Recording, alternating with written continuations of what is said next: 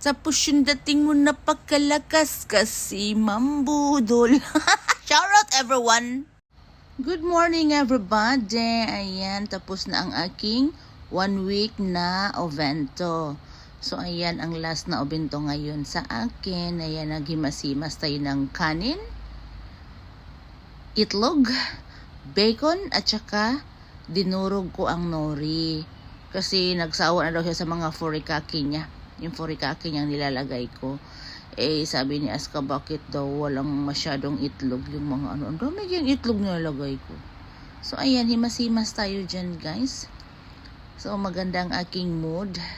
Kaya, tapos na kasi ang aking 1 week na vaon. So, makarelax ako ng 2 days. Whatever. So, lagyan natin yan ng mayonnaise, himas-himas. Ayan. Parang exciting ako lagi sa pagluluto ng bento ni Aska. Ang sakit sa utak pag-isip. Pero pag tuwing dumadating siya, sabi niya, ang sarap ng bento ko, Kachang. Arigato. O, diba? Sabi, laging may arigato yan. Mataas ta onegaishimasu. Salamat daw. Ang sarap daw ng obento niya.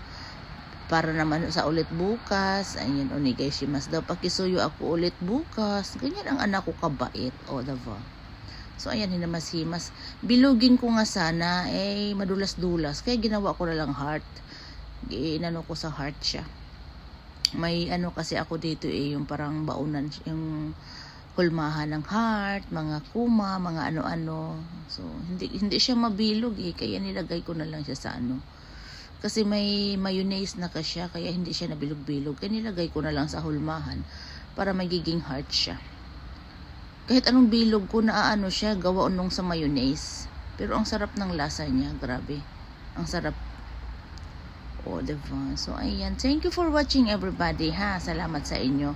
Update ko lang to dito ang aking 1 week. Baba ko lang dito ang aking 1 week na pag-ano. So, ayan, ito, after nito, maglilinis ng kusina, ganto, ganyan. So, chinek ko na lahat, pinatay ko na yung gasol para wala ng problema. Ito na yung setup ko, okay?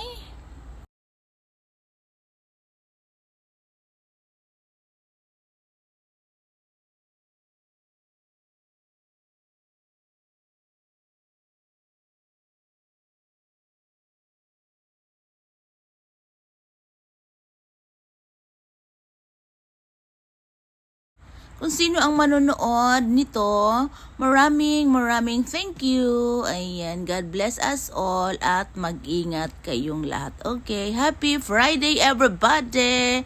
Mag-ingat kayo para hindi magkasakit. Mwah!